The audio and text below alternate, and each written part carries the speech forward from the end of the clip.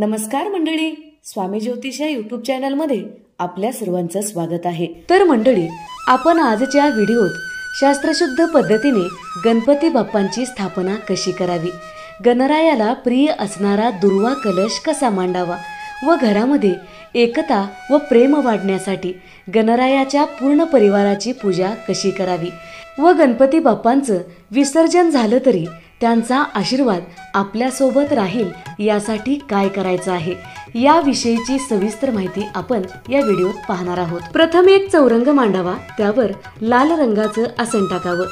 हिंदू धर्मानुसार कुठल्याही पूजेची सुरुवात ही दिवा लावल्याशिवाय होत नाही, म्हणून आपण प्रथम दिव्याची स्थापना करू। हळदी, कुंकू, अक्षता व फुलं ठेवून दिव्याची पूजा करायची आहे।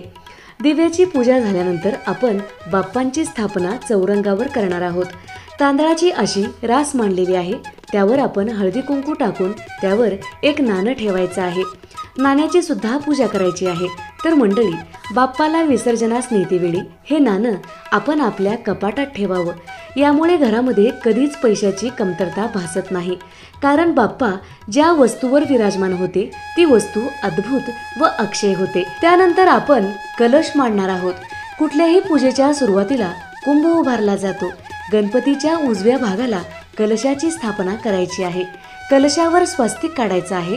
बाजूला 2 रेषा ओढायच्या आहेत। कलशावर 5 पट्टे ओढायचे आहेत।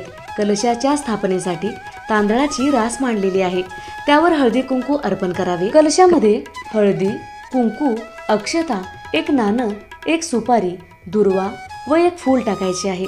कलशाला रक्षासूत्र बांधायचे आहे। कलशामध्ये नागवेलीची किंवा आंब्याची 5 पानं मांडायची आहेत। त्यावर आपण श्रीफळाची स्थापना करणार आहोत। नारळावर स्वास्तिक काढायची आहे। श्रीफळाला सुद्धा रक्षासूत्र बांधायचे आहे।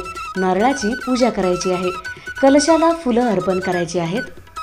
तर मंडळी, गणेश पुराणानुसार श्री गणेशाला आवडणारे व सर्वात प्रिय असणारे दुर्वा कलश आपण स्थापन करणार आहोत।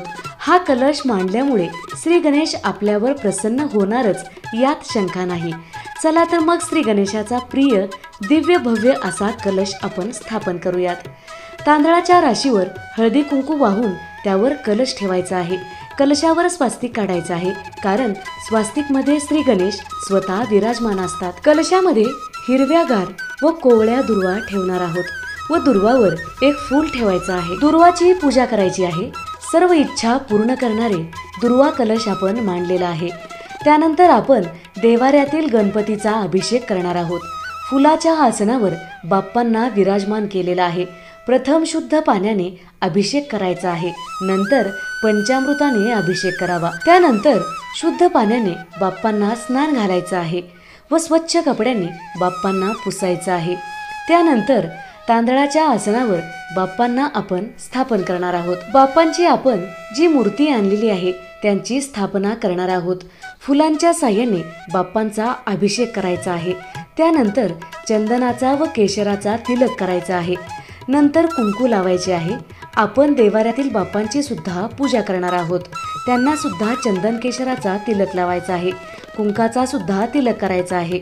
नंतर लाल फूल अर्पण करायचं आहे। बाप्पांना वस्त्र स्वरूपात मौली धागा अर्पण केलेला आहे। बाप्पांना आपण जानवं सुद्धा घालणार आहोत। त्यानंतर वस्त्रमाळ अर्पण करायची आहे। त्यानंतर 108 दुर्वांची माळ आपण बाप्पांना अर्पण करणार आहोत, कारण 108 दुर्वांची माळ बाप्पांना अर्पण केल्यामुळे सर्व इच्छा पूर्ण होतात। त्यानंतर बाप्पांना हार घालायचा आहे। तर मंडळी, आपण रिद्धी सिद्धी माता व शुभलाभ देवांची सुद्धा स्थापना करणार आहोत। आपण गणरायांच्या कुटुंबाची पूजा करणार आहोत, यामुळे आपल्या घरामध्ये एकता व प्रेम वाढेल। तांदळाच्या राशी मांडून सुपारीच्या स्वरूपात रिद्धी सिद्धी माता व शुभलाभ यांची आपण स्थापना करणार आहोत।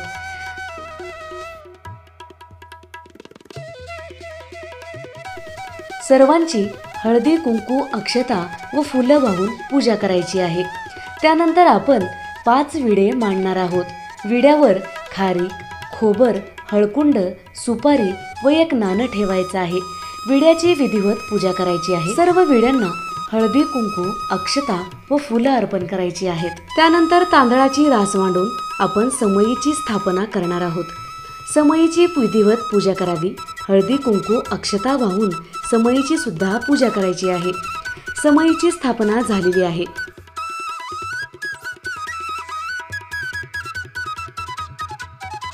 धूप अर्पण करायचं आहे। तर मंडळी, गणपती बाप्पांना जशा दुर्वा प्रिय आहेत तसेच गुळ खोबर सुद्धा तेवढेच प्रिय आहे। तर मंडळी, आपण बाप्पांना गुळ खोबर अर्पण करायला विसरू नका। बाप्पांना मोदक, सुखामेवा, बुंदी, मिठाई नैवेद्य म्हणून अर्पण करणार आहोत। त्यानंतर फळं सुद्धा ठेवायची आहेत। सर्वात महत्त्वाची गोष्ट संकल्प करावा, कारण कोणतीही गोष्ट संकल्प केल्याशिवाय सिद्ध होत नाही। म्हणून हातामध्ये तांदूळ व एक फूल घ्यावे व मनामध्ये म्हणायचे आहे, हे विघ्नहर्ता गणेश, ज्या श्रद्धा भक्तीने आम्ही तुमची स्थापना करत आहोत, आपण आम्हास फळ प्रदान करावे। हे देवा, यथाशक्ती यथाभक्ती आम्ही तुमची ज्या विधिविधानाने स्थापना करत आहोत, तुम्ही या सेवेचा स्वीकार करावा, अशी प्रार्थना करायची आहे। व आपल्या घरामधील सर्व लोकांचे नाव घेऊन तांदळावर पाणी सोडायचे आहे। याला संकल्प करणे असे म्हणतात। त्यानंतर आपण घंटीची स्थापना करणार आहोत। घंटीची पूजा केल्याशिवाय घंटी वाजवू नये, म्हणून घंटीची विधिवत पूजा करावी। बाप्पांना पिण्यासाठी पाणी ठेवायचं आहे। त्यानंतर आपण आरती करावी। आपण आरती 5 किंवा 7 म्हणू शकता। त्यानंतर नैवेद्य अर्पण करावा। अशा प्रकारे आपण गणपती बाप्पांची विधिवत स्थापना केलेली आहे। असेच नवनवीन व्हिडिओज पाहण्यासाठी चॅनलला सबस्क्राईब करा, बाजूच्या घंटीला ऑन करा, त्यामुळेच मी टाकलेले प्रत्येक व्हिडिओ तुम्हाला पाहता येतील। धन्यवाद। हर हर महादेव।